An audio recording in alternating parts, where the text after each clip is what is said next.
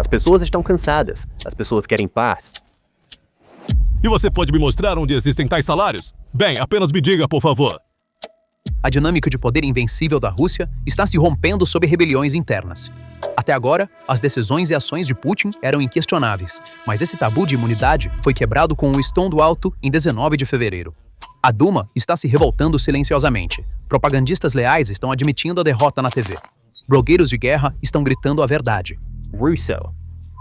A elite agora acredita que o custo do silêncio é maior do que o custo de se manifestar. Vamos nos voltar para aquele momento histórico em que o regime se rompeu. No dia 19 de fevereiro, Nikolai Rybakov, líder do partido Yabloko, subiu ao pódio no Parlamento Federal de Tver e quebrou o roteiro. Este não é um canto isolado da Rússia. Está bem na porta de Moscou, uma região à sombra do centro do poder. Uma voz que se levanta daqui ecoa diretamente no coração do Kremlin. Agora, vamos ouvir essa rebelião marcante. Eles querem viver normalmente para que eles, seus pais e seus filhos possam viver normalmente. E eu acredito que nosso país merece isso. Merece isso. Veja, esta é uma retaliação direta, um desafio direto. Ele está ignorando toda a política de coerção do Kremlin e dizendo que a guerra deve parar. Então, isso é basicamente equivalente a admitir a derrota e enfrentar o Kremlin. Por 4 anos, esse enorme mecanismo obedeceu a todas as ordens, mas agora começou a mostrar os dentes ao seu criador. Então, por que agora? Porque eles não poderiam ter previsto que a Ucrânia seria capaz de resistir por tanto tempo, ou que o exército russo seria tão incompetente. Fevereiro de 2026 não é apenas o 4º aniversário da guerra. É um ponto de ruptura quando a sociedade russa, em pânico e devastação, disse: já chega. Manifestantes gritando em língua estrangeira. Os contra-ataques da Ucrânia nos primeiros 50 dias de 2026 deixaram danos catastróficos no coração da Rússia. Refinarias queimaram, bases militares foram atingidas.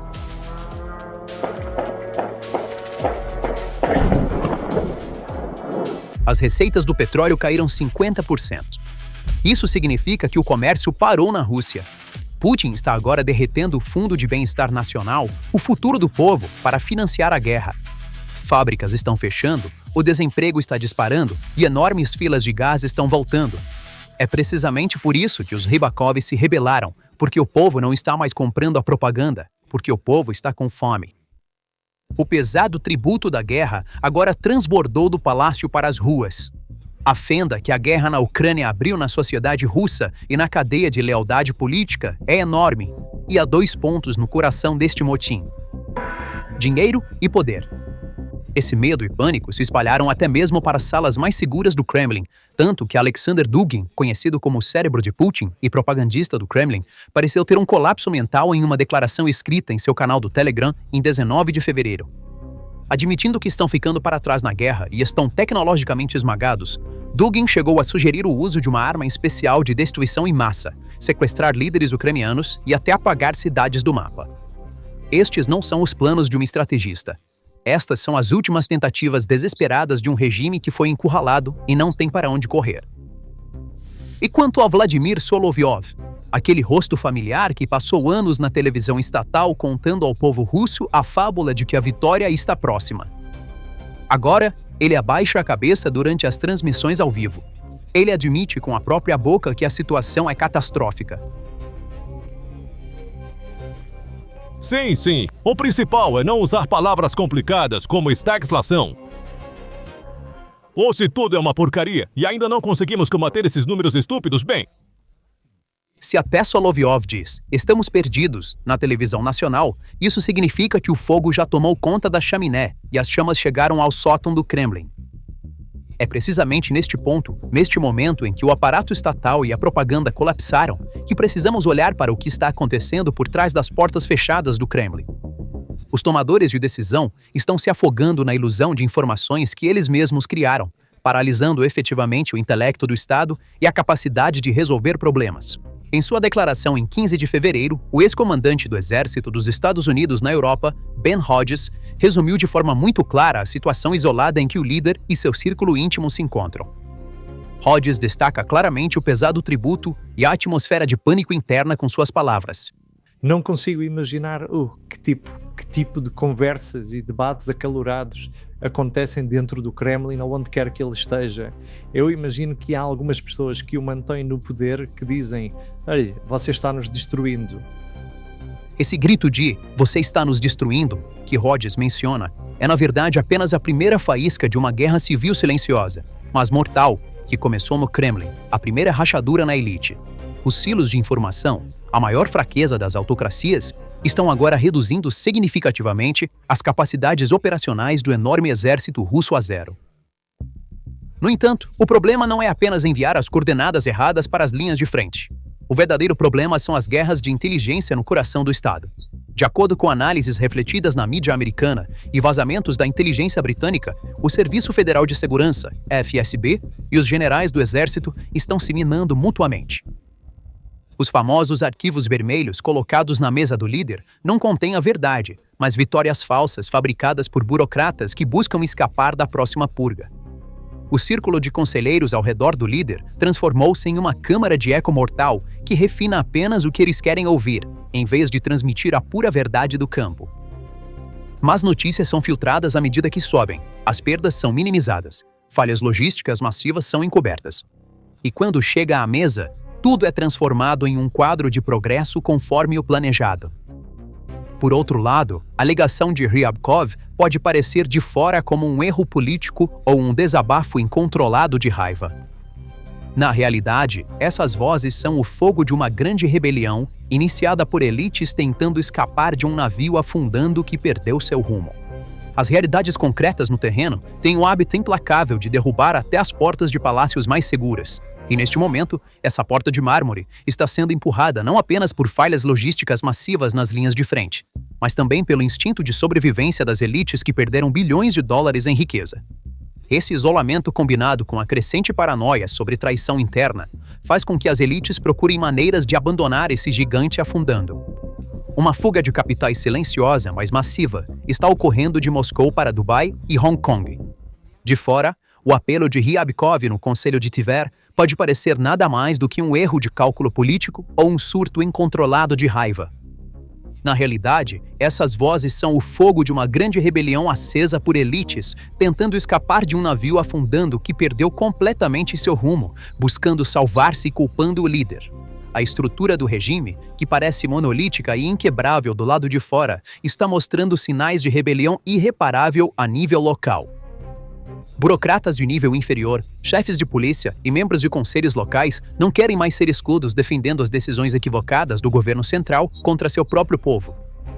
Como não há sucesso militar a defender, as perdas militares da Rússia atingiram níveis estatisticamente insuportáveis. De acordo com observadores internacionais e relatórios de inteligência ucraniana, o número de soldados perdidos ultrapassou 2 milhões. Além disso, com milhares de veículos blindados, tanques de batalha principais T-90 e sistemas avançados de defesa aérea agora destruídos, as enormes perdas de pessoal reduziram as linhas de defesa e ataque a níveis extremamente frágeis. E agora chegamos ao perigo mais sombrio e oculto desta situação. O que acontece quando a autoridade central enfraquece financeiramente e militarmente? O poder fragmenta-se e descentraliza-se rapidamente. A falência é apenas a parte financeira desta enorme história. O cenário verdadeiramente aterrorizante está se desenrolando na própria arquitetura de segurança. Qual é o único elemento que faz de um Estado moderno? É o monopólio do uso da força em um único centro, em um exército e força policial constitucionais. Mas na Rússia de Putin, esse monopólio foi agora destruído. Atualmente, não são apenas as forças armadas regulares russas que fornecem segurança em todo o vasto território russo. Há uma fragmentação feudal completa. Quem está envolvido? A gigante de energia, Gazprom, tem seu próprio exército privado, fortemente armado e estabelecido sob o pretexto de proteger suas instalações de bilhões de dólares. Estas são as unidades Potok e Fakel. Até mesmo a agência espacial estatal, Roscosmos, tem batalhões mercenários chamados Uran.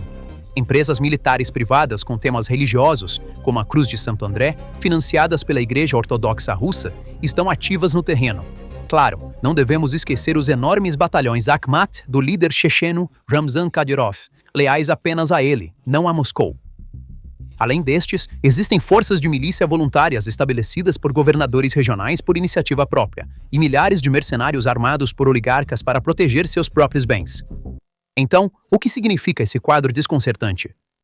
Quando a traição e a luta pelo poder interna, como Rhodes também aponta, se espalham pelas ruas, quando a autoridade no Kremlin está completamente paralisada, é quando o dinheiro acaba, a inflação explode, e a cadeia de comando do centro se desintegra, nesse momento de ruptura, para onde esses centenas de milhares de homens armados apontarão suas armas.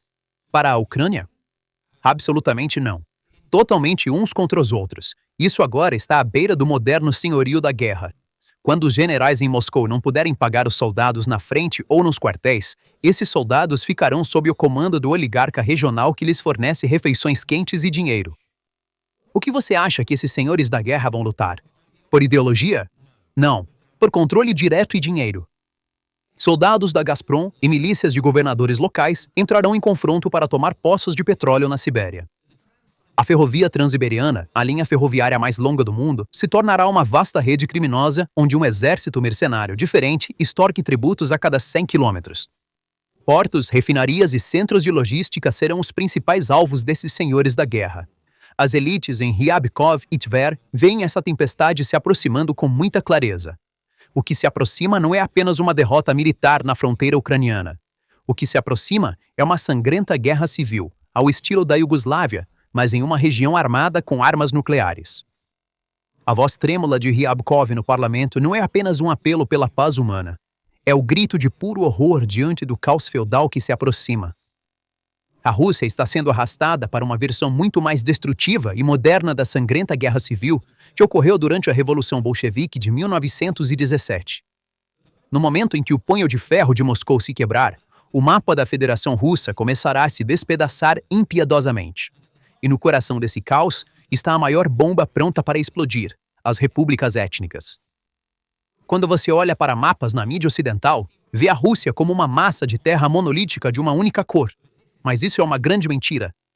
A Rússia é um império onde centenas de diferentes nações, línguas e crenças são mantidas juntas pela força, pela pressão das forças de segurança. E esta prolongada guerra de atrito corroeu completamente os alicerces deste império. Por quê? Porque enquanto os filhos da elite estão seguros nos cafés de luxo de Moscou, vilarejos na Buriácia, Tuva, Daguestão e Iacútia perderam quase toda a sua população jovem masculina. O Kremlin usou essas regiões étnicas pobres como uma fonte barata de soldados e como colônias. Vamos olhar os detalhes. Iacútia, o coração das reservas mundiais de diamantes e ouro. Mas a população local vive à beira da fome, privada de serviços básicos no frio congelante. Bashkortostão e Tartaristão, os centros industriais e ricos em petróleo da Rússia. Na verdade, as fábricas que produzem os drones kamikaze, que formam a espinha dorsal do exército russo, estão localizadas no Tartaristão. Mas toda a riqueza e recursos que saem dessas regiões são impiedosamente canalizados para Moscou. Os sussurros que começaram nessas regiões em 2026 agora se transformaram em um grito, enquanto as mães e esposas dos soldados tomam as ruas. Iniciativas civis organizadas em plataformas de redes sociais estão gritando uma pergunta: por que nossos filhos estão morrendo nas trincheiras pelos oligarcas de Moscou? Com a autoridade central enfraquecida, não há força policial ou unidade OMON para suprimir os gritos de independência que surgem dessas regiões, porque esses policiais já estão enterrados na lama da Ucrânia, a 2.000 quilômetros a oeste. As forças de segurança locais agora recebem ordens não de Moscou, mas de líderes locais. O verdadeiro medo da Rússia não são os tanques da OTAN em suas fronteiras. O verdadeiro desastre da Rússia é a ruptura simultânea dessas enormes falhas étnicas dentro de si mesma. Nos anos 1990, a revolta chechena sozinha levou todo o Estado russo à beira do colapso. Agora, imagine um cenário onde Tartaristão, Bashkortostão, Daguestão e as repúblicas da Sibéria se levantam simultaneamente. Moscou não tem nem o dinheiro, nem o exército para impedir isso. Em meio a todo esse caos, surge o medo supremo que mantém a inteligência americana e o Pentágono acordados à noite: o arsenal nuclear. Quando a União Soviética colapsou, o processo foi relativamente sem derramamento de sangue, porque as armas nucleares podiam ser controladas a partir do centro.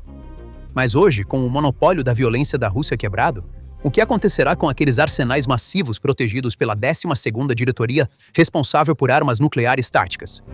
E se um senhor da guerra, buscando domínio em sua região, ou uma milícia oligárquica conseguir um míssil nuclear tático. Isso significaria o colapso não apenas da Rússia, mas de toda a arquitetura de segurança global. Até a China soou o alarme sobre esse cenário e começou a reunir forças militares em suas fronteiras orientais. Ben Hodges estava certo. O líder completamente isolado em seu palácio pode estar fazendo manobras militares em mapas imaginários com os últimos generais leais restantes à sua mesa, mas a tempestade lá fora agora está destruindo não apenas as portas, mas as próprias paredes do palácio. Aquele discurso rebelde em Tver, os desabafos desesperados de Dugin sobre destruição em massa, as confissões lacrimosas de Solovyov ao vivo na TV, aquelas setas vermelhas profundas no mercado de ações e a catastrófica taxa de juros de 21%, todos estão gritando a mesma coisa ao mesmo tempo. Isso não é apenas uma derrota militar na fronteira ucraniana. Isso é um colapso total do sistema. A Rússia não perdeu apenas suas brigadas blindadas nas estepes ucranianas, perdeu todo o seu futuro. Sacrificou uma jovem geração produtiva de homens e, mais importante, perdeu seu vasto império de medo sobre o povo e as elites.